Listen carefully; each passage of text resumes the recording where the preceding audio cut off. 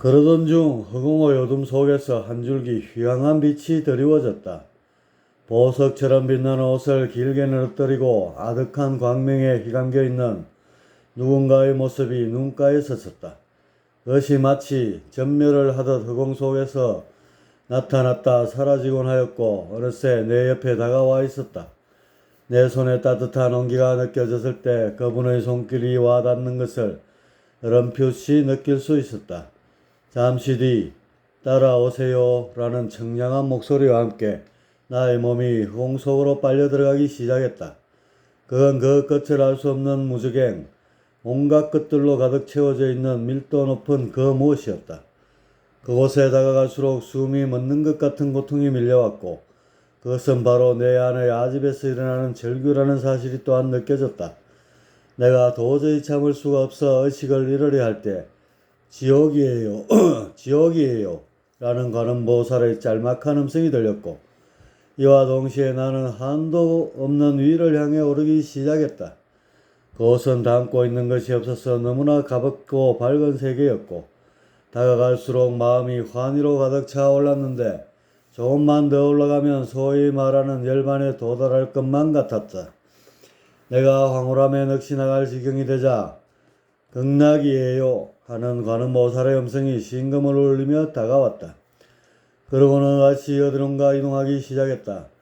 이번에 도달한 곳은 극락도 지옥도 아닌 그냥 텅 빈 허공 속이었다. 모든 희노애락이 거친 중도의 자리, 치어 붙어 있었던 본래의 그 자리였다. 이곳에서 다시 호응이 돼버린 나는 목전의 관음보살도 별로 의식하지 않게 됐고 점점 의식이 꺼져갔다. 솔직히 지금 생각해보면 만사가 다 귀찮다는 느낌이 컸다. 관음보살이 아니라 부처님이 숱하게 몰려와 주변을 휘황이 두른다 해도 정말 귀찮아서 외면하고픈 그런 심정이었다. 그냥 허공이 되어 잠들고 싶은 생각뿐이었다. 그렇게 잠겨가던 의식을 다시금 깨우는 소리가 있었다. 이제 잠에서 깨어나셔야죠 하는 관음보살의 목소리였다. 그래도 나는 허공의 잠이 얼마나 평화롭고 달콤했던지 그대로 잠겨 먼지처럼 흩어지고 싶을 뿐이었다. 다른 생각은 일절 일어나지 않았다. 그러자 잠시 뒤 관음보살의 목소리가 마치 진원처럼 일정한 간격으로 울려 퍼지기 시작했다. 깨어나세요. 깨어나세요. 깨어나세요. 그 음파가 내 가슴에 와닿으면서 묘한 바람을 일으키기 시작했다. 그건 일정의 폭탄 같은 것이었다. 나를 구성하고 있는 두꺼운 아집의 벽을 조금씩 부셔버리는 감미로운 자극제였고 그것이 영향을 발휘할수록 인멸에 대한 느낌이 강해져 왔다. 그리고 어느 순간 나는 가하의 잠에서 깨어날 수 있었다. 수십억 년 동안 살아온 과정이 주마등처럼 스쳐갔고 그런 화면이 사라진 뒤 번쩍 눈을 떴다.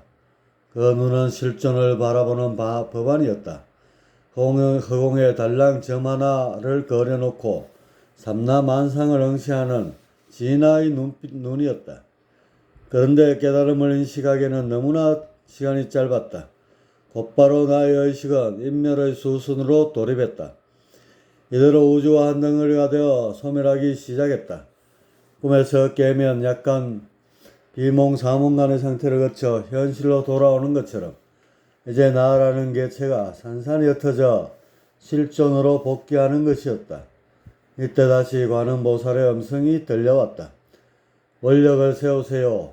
원력을 세우세요. 몇 번인가 반복해서 들었던 것 같다. 그 음성의 부지불식 중 시로라기 같은 생각이 일어나 원력이란 것을 세웠다. 그 내용은 업장 소멸에 대한 것이었는데 사실 그건 내가 본래부터 지니고 있던 원력과는 상이한 것이다. 그건 단지 그 순간의 인멸을 막기 위해 다시 말해 꿈속 상대계로 다시 들어가기 위한 일종의 기술적인 방법으로 활용된 것뿐이었다. 어쨌든 원력을 품자 인멸로 향하던 에너지는 한풀 꺾였고 동시에 꿈속의 환유가 운무처럼 올라오며 전신을 휘감았다. 나는 다시금 꿈속의 나, 가로 돌아올 수 있었다. 그리고 다시 얼마의 시간이 흘렀는지 모른다. 허공 속에 푹 잠겨 있다가 어느 순간 눈을 떴는데 그 눈은 원래부터 달고 있던 중생의 눈이었다. 하지만 그 눈의 이면엔 실존을 볼 줄 아는 눈이 하나 더 생겨나 있었다. 견성을 이룬 데서 오는 법안, 그것이 나의 눈에 겹쳐져 있었다. 나는 관음고 보살께 합장을 하고 큰 절을 올렸다. 내 자력으로 이룬 견성이 아니기에 온전한 것은 아닐지라도 이미 뜬 눈은 감겨지지 않았다. 이때의 견성, 여기서부터 내가 남들과 다른 삶을 살게 되는 시발이 되었다. 법안을 달고 법당에서 나온 그런 나의 눈에 스님의 실체가 보이기 시작했다. 스님의 의식은 그냥 허공의 상태였고 텅 비어 있었고 그 속을 온갖 잡신들이 제 집처럼 드나들고 있었다. 어떨 때는 종교적 교신들이 들어와 미륵을 외치며 사상의 통일을 외쳤고 어떤 때는 나반존자가 들어와서 신통력을 부리며 재주를 한껏 자랑했다. 그리고 어떤 때는 꽤나 명망 높은 성신이 깃들어 위대한 법문을 열어 젖히곤 하였다.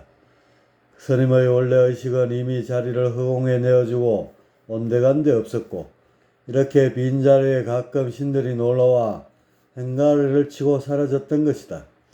그날 이후부터 견성을 하고 빤히 내려다보는 내가 몹시 거슬렸는지 스님의 내리에 들락거리던 손님들의 왕래가 급격히 뜸해졌다. 막상 멍성을 깔아주니 도리어 분위기가 설렁해졌고 특히 미륵을 자처하던 한 교신은 정체를 들켜서인지 대단히 붕괴하는 속내를 보였다. 어떡하든지 나와의 인연을 끊었으면 했고 나 또한 이미 훤히 보이는 마당에 옥신각신하며 다툴 이유가 없었다. 여기서 스님과의 인연줄은 다하게 됐고 나는 학생이라는 본래의 신분으로 돌아올 수 있었다. 미륵을 자처했던 스님, 그분의 성은 송이요, 이름은 명초이다. 의식에 왕래했던 불보살님부터 일개 교신에 이르기까지 다양한 얼굴을 지녔고 나는 그런 스님으로부터 더없이 값진 공부를 할 수 있었다. 나중에 안 일이지만 명초 스님은 나를 가르치기 위한 최상의 교육장을 마련하기 위해 자신의 육신을 기꺼이 허공에 내어주었던 것이다. 그런 명초 스님 그분은 나의 첫 번째 스승이면서 마지막 스승이었다.